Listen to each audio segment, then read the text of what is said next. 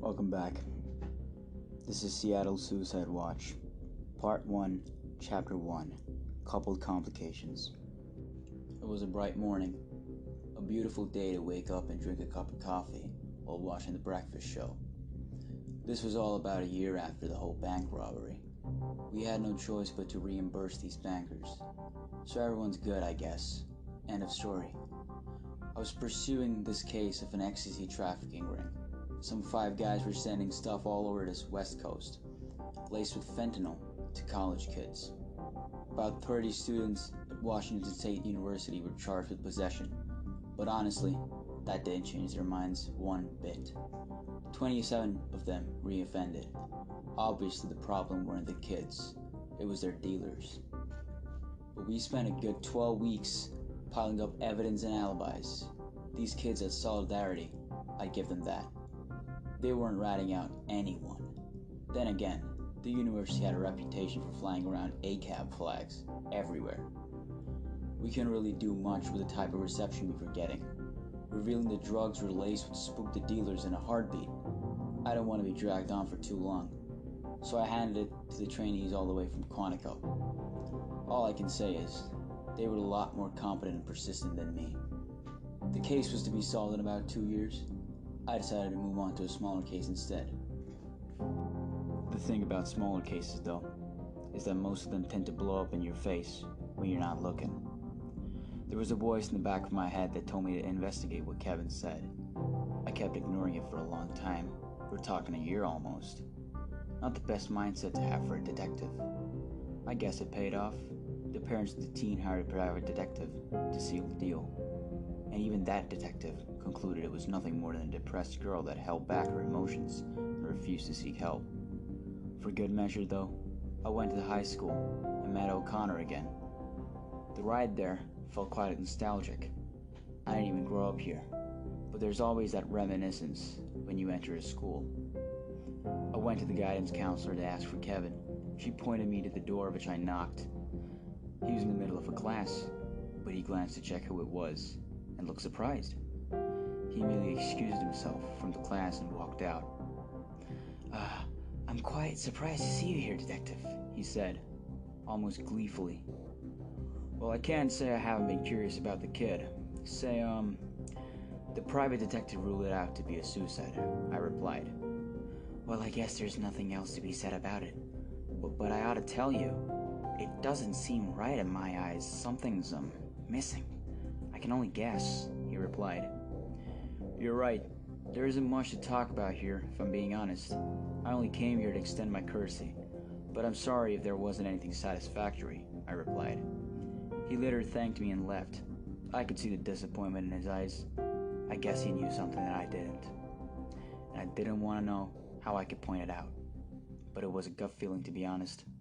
Even a blind guy could see that something wasn't right in this school. I walked past the lockers and I saw the poor kid's locker.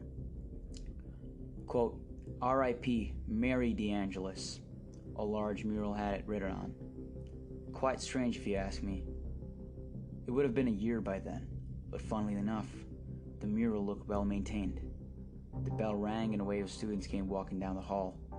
I pulled one aside and asked, why is this place so clean? Didn't this kid die a year back? What do I gotta tell you for? She replies with a sassy attitude. I pull out my FBI badge and I show it to her. And I say, drop the attitude, kid. It's not gonna help you here. And do you have an answer for me? She recoils, then profusely apologizes. There's a cleaner, I think. He cleans the mural every day. Am I in trouble? No, you're fine. What's your name? I ask. Lydia. I need to get a class, she replies quite nervously. She was quite scared to look me in the eye. I let her go and promptly exit. The place wasn't as bright as when I walked in, probably because I was reminded of the suicide. On my way back, I called Chuck to tell him about this weird cleaner her parents hired. Hey Chuck, you remember the girl at Delridge that killed herself a year ago? Oh yeah, what about her? Chuck says. Well, I went by her school and got some info after the private detective didn't find anything. Get this. They still have a mural up for her saying, "Rest in peace, Mary DeAngelis." Chuck replies, "Huh, that's a weird nickname." I reply, "What?" Chuck replies, "I always heard her name is Amelia DeAngelis. Never heard of any Mary." I have her file here from 2007. It says here Amelia, no mention of a Mary. I reply, "That's strange. Should I look into it?" Chuck says, "It seems like a waste of time. Maybe it's just her old nickname. Don't you have anything else to better be working on?" I reply, "Yeah, you're right. Thanks anyway." I hang up the phone and go to the forensics lab to work on a separate case. This thing wouldn't get off my mind no matter how interesting the other cases were. About 2 weeks later, we solved a case about a safe cracking near a motel. Some kid ended up fessing to the whole thing in a nearby station after his face came up on the news. The judge gave him 5 months of probation because he had no priors and had fits of kleptomania. He stayed in the adjacent room at the motel, so he jumped over, cracked the safe, and stole a gold watch inside it. No Country for Old Men style. I wouldn't lie. If I were him and I had nothing better to do, I'd at least think about it. The city was quite uneventful after that, until, of course, a missing person was reported. Another teenage girl named Susan Langford, 15, from the very same school as Mary. I was listening in through the police scanner, so I immediately got to her last known whereabouts, her home. Lots of cops showed up by then and told the commissioner. Chuck stood there, waiting for me. Chuck told me the parents were escorted to the station for questioning, and we talked and we walked into the house to investigate. There was nothing out of the ordinary. Nothing suggested that she ran away forcefully. We checked the garage, kitchen, master bedroom, and the toilets, but we found nothing. Then we went into her room. Her room was open when we walked in. It looked like a typical girl's bedroom. We scanned around, trying to find any clues. We couldn't find anything until we checked her trash can. There was a crumpled up paper, and when I opened it up, it wrote, "Don't ignore me," in the crudest handwriting imaginable. So I pulled up my gloves and I put it in an evidence bag. I asked my assigned officer to back her computer up and bring it to the station for investigation. There was an ominous vibe to the house. I couldn't put my finger on it, but something felt off. Even after a UV scan and thermal imaging, it was squeaky clean. But there had to be a mistake. We went out and asked the neighbors if they had seen anything peculiar. Most of them said that they had seen her come home from school. So it had to be something else. None of her windows or the sliding doors were unlocked, so she couldn't have gotten out through there. The only other way out was the main door. I walked up to the porch to check, and the mechanism wasn't mechanical. It was electrical. Turns out the door was self-locking, so she could have waited until the coast was clear to make her move. The most probable situation would be a kid sneaking out to go partying, but it was 11 a.m. Usually, you would have to wait 48 hours before reporting anyone missing, but no kid goes missing from their own home without notice.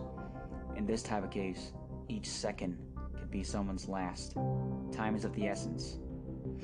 We returned to the station where I met the parents, Regina and David Langford. I comforted them enough to begin questioning. "I'm terribly sorry that you two have been caught up with this, but if you want us to find your daughter, you're gonna have to cooperate." David and Regina both reply, "We understand." I ask, "Now where was the last that you had seen her?" Regina, nervously, I told her off and she went to sleep." I reply, "All right. And when was this, specifically?" Regina, Just yesterday at 9:30 p.m. "Okay. And may I ask if you knew your doors were self-locking?" David replies, Yes. I installed them a few months ago." "Okay, that's good. We can investigate the log to see when she left the house, but now I want to ask, why did she disappear in the first place?" David, I wouldn't know. We let her have whatever she wants." Regina, "And I would have let her go to a party. It wasn't a school night anyway." "Oh God, Susan." "That's all good and well, but I'm asking for any psychological reasons. Have you noticed any odd behavior lately?" Regina, she was quieter than usual the past week, but it's probably because her dog died. We were all very down since. Oh, I'm sorry to hear about your dog. But other than that, do you have any idea where she would have gone? Regina, worriedly. I don't know, her friend's house, maybe? But she would have told us. Susan doesn't even have her phone. Oh God, it's at the repair shop. Wait. Where is this exactly? It's at Walmart. We had a service letter, so they told us we could fix your phone for her. Alright, we'll take that into account. Is there anything else that you would want me to let know? Regina and David. If there was, we'd let you know, officer. There's nothing else. Alright then. My assigned officers will let you know if there's any further developments, and will contact you if there is any other questions we need to ask. Until then, we will try our best to search for your daughter, starting at the repair center. They both left with a hopeless attitude. The mental fortitude required to withstand this type of damage, only a few possess. I assigned a software forensics office to dig through and flag any suspicious messages or files stored on Susan's PC. After the banner screw-up, bills were passed in Congress to beef up the internet infrastructure and security within government and public portals. A few cybersecurity experts from the UCLA came straight north to Seattle, and things were better since. While the hackers tinkered with her computer, Chuck and I went to get Susan's phone from the Walmart. We both showed up and used the parents' bill to get the phone. The cashier was a smartass. He wouldn't give us the phone without saying it wasn't fixed, but he knew that we weren't the same people. So we showed him our badge and it spooked him enough to give us the iPhone. It wasn't in the best condition, but it turned on, which was good enough for us. We took the phone to the forensics lab and connected it to the computer. We dug through all our files, but we couldn't make anything. We couldn't even make heads or tails of anything. Her emails were wiped, her hard drive was wiped, and even her computer was completely wiped. One of our cybersecs told us that if anything was wiped, we could perform a deep dive and search for deleted files, but it was technically illegal. Since it violated some privacy law, I don't know. It wasn't the greatest time for bureaucracy, and there was a life on the line. So I bit the bullet and took the risk. I told him, continue with it. There were at least 15 prompts that kept saying that what we were doing was illegal, but we went on with it anyway. He told me it would at least take 24 hours to complete the process, so I should take a break. I only noticed then that I hadn't eaten in the last 14 hours. I went to the nearby deli and got myself a large prosciutto sandwich with a ton of vegetables. My appetite was surprisingly intact considering the gravity of the situation at the time. It took me long enough to complete the sandwich. Meanwhile, I asked for the results on that strange, scrunched up paper. The forensics unit concluded that it was 2 sets of fingerprints. One we found, which was Susan's, and the other was unknown. It was a weekend, so it would be quite difficult to find out whose exactly it was, but the closest match was surprisingly her own mother's, Regina. We called their home phone, but it went to voicemail 3 times. Something was up. I sent a junior officer to go find them at their home, but they lived about an hour away and my shift ended. I was dead tired, so I called it a day and went home.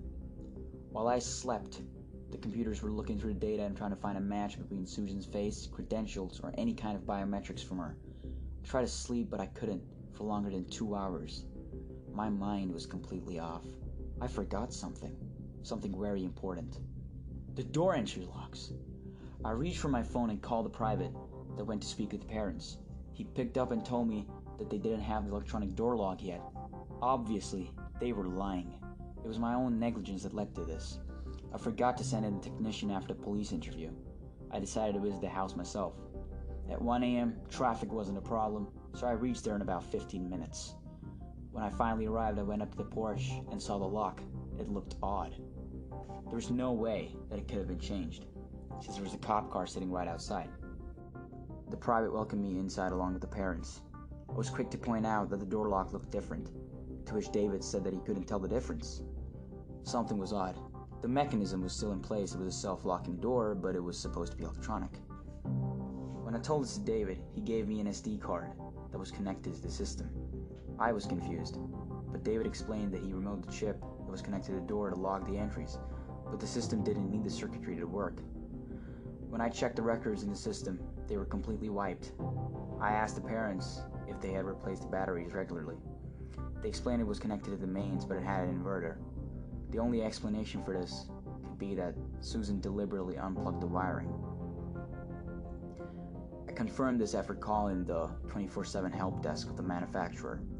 I also found out that the only way the wires could be unplugged was from the outside, or in other words, she wasn't alone. Thank you for listening to the Chapter 1, Coupled Complications.